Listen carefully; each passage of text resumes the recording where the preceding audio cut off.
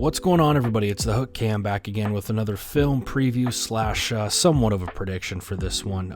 It's a late night Tuesday, sitting here going through some game film, wanted to check out and really dive into kind of what happened in this Tampa Bay Kansas City game from earlier in the season. Now, I saw some things that I think are troublesome from the Tampa Bay Buccaneers perspective of this game when it comes to their coverage. So what I went and did is I looked at some of the film from the Green Bay Packers. You know, Mahomes, Rodgers, they're both lethal quarterbacks. Obviously, they have their different things that they're good at. However, as a defensive coordinator, you look at it and you're like, hey, both of these quarterbacks are outstanding. Maybe there's some similarities with how they tried to play. I did find a couple of similarities, but nothing too glaring. The Buccaneers are the Buccaneers. They're going to line up in what they love and what they feel comfortable with, and they're going to go with that. That's what I saw, basically, when Green Bay played them and when Kansas City played them.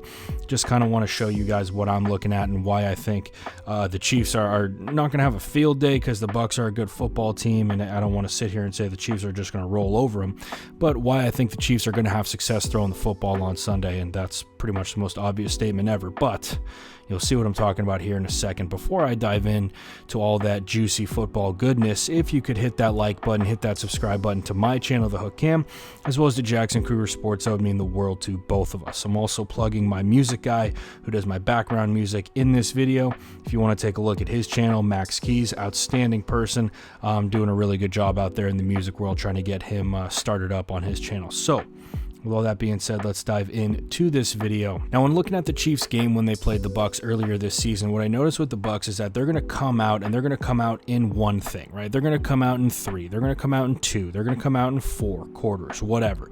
They're going to try and see if that's going to work, right? And a lot of defensive coordinators will do that. What's going to work for us? Can we throw this quarterback off his game? Can we get a couple of drives early where we get him on 3 and outs? What we see with the Chiefs right here, they line up with this tighter set, right? And a lot of times when you do that, you're going to put defenses in a bad spot. It's tough to run man against stuff like this, especially with how much the Chiefs motion. We have to account for coverage, or we have to account for bodies out there by motioning our coverage over, by moving our coverage, motioning our coverage. You get what I'm saying? Now, the Bucs are going to come out here, and I believe that they're going to work into a cover 3, right? Just judging by how this corner's off, we're basically to the boundary down here. That's why this corner's tight. When we motion Tyreek this way, it's going to push this corner off, though. He can't stay here. He has to work out with Tyreek Hill. But as he works out there, he's now not working back fast enough, and it's going to open up that lane for Tyreek. But still, we're in cover 3, right? 1, 2, and then 3 right here at the bottom. Obviously, we see where this thing opens up. Mahomes knows that he's going to have Tyreek working upfield, even though Demarcus Robinson's wide open in the middle. No need to try and force that over a backer. Put this thing out into that wide open spot on the outside. No way this safety's going to get there. Big completion early in this football game. And I noticed the Buccaneers continued to do this, but really where I notice it is later when they play the Packers, and I'll point to that later. Now, what the Bucs are comfortable with is man coverage. This is where they're most comfortable. This is where they feel like they can win. Everybody's manned up, right? We're manned up on the outsides. We're manned up on the slot. Here's our cover 1 guy. We're going to try and win this thing, okay?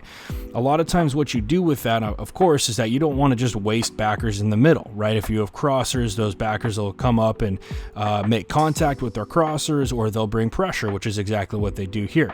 However, when you bring pressure in situations like that, you leave your DBs open one-on-one on the outsides, especially when you're not running some sort of zone, right? You're going to leave your defensive backs on an island.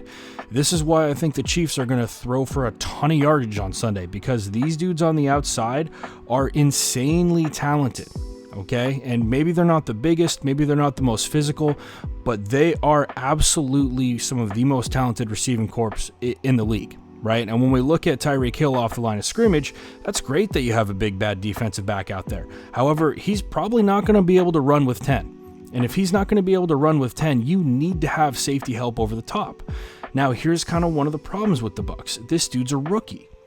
Now, rookies, and again, he's a rookie. He's a good football player. Antoine Winfield Jr., he's had an outstanding year.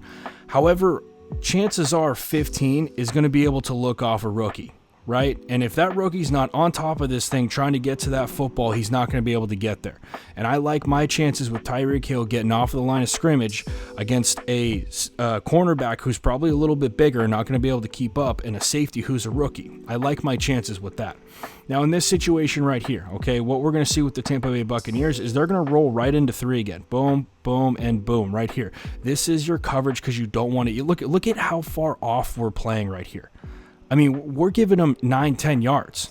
But what happens, the Chiefs run it like their classic double move, right? They've run this with Tyreek Hill since Alex Smith was playing for him. He's going to run up right here. He's going to work to make it look like he's rolling into the speed out. Then he's going to break this thing upfield. And if this safety isn't over the top right now, this corner is probably going to get torched, right? We come down, and this is the thing. It's not even like he's biting on this. It's not even like he's hammering, coming downhill right now, trying to pick this ball off. No, he's literally just transitioning his back pedal to somewhat of a shuffle, to opening his hips, right? Boom, that right there. Because we're not in a full sprint backwards, this dude's going to get over the top on us. And what we see here, exactly like I was talking about earlier when we have that rookie safety, look at Patrick Mahomes' eyes in this situation, right? As he drops back, boom, where are we looking? We're looking down here. We're going to pull this safety down to the bottom of the screen, right? But when we come back to Tyreek Hill, because we trust our arm, we trust our receivers to get underneath this thing, this is an easy 75-yard touchdown. And this is part of the thing that I'm saying with the Chiefs, is that you have to be able to run with their receivers on the outside. Speed is deadly. Speed is lethal. Speed is everything in the NFL right now. It's just what it is. Big, bad football, yes, there is a place for it. Yes, there is a place for the Tennessee Titans hammering the rock 40 times a game. Absolutely. But right now, the teams that are winning are the teams that are being able to have speed on the outsides, being able to win on the outsides, being able to have a quarterback who can throw that football. Now, I'm not sitting there saying Patrick Mahomes grow on trees, because they don't, right? But at the end of the day, that's what's winning championships, and that's why I think the Chiefs have an outstanding chance on Sunday to repeat. Now, with this play right here, all we're going to see is the Bucks really dropping into a cover 4. We carry this right here. There's actually a pretty cool little route concept they have, motioning Travis Kelce across, and then they're working him up on a wheel.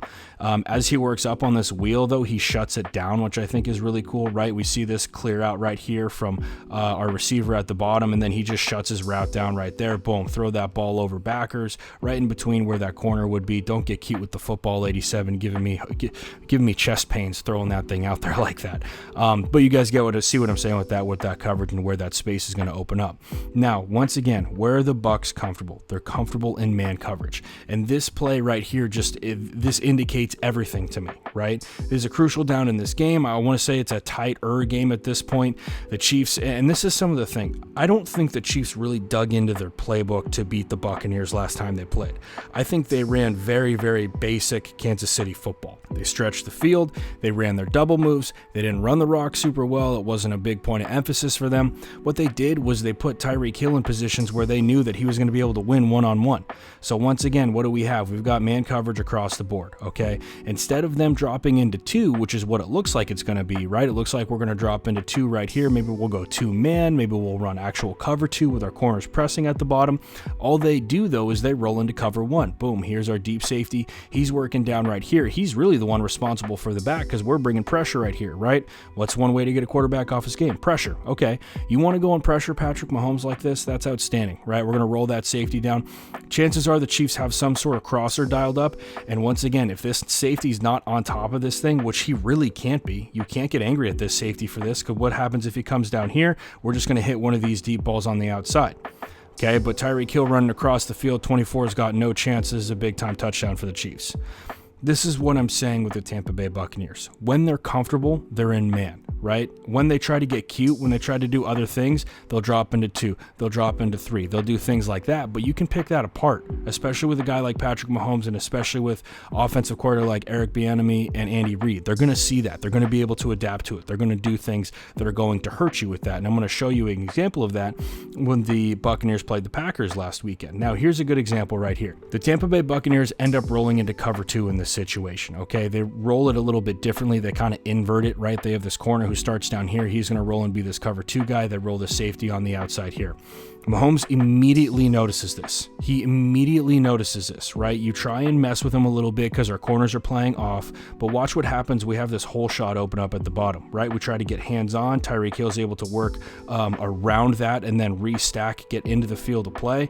I mean, this is an outstanding football, but this is what happens when you try and mix up coverages against the Chiefs. Like, this is a tough coverage to read. This looks like cover 3 to a lot of quarterbacks pre-snap. But what happens is that we're able to dissect this thing right away. Where's the safety going? He's working out here.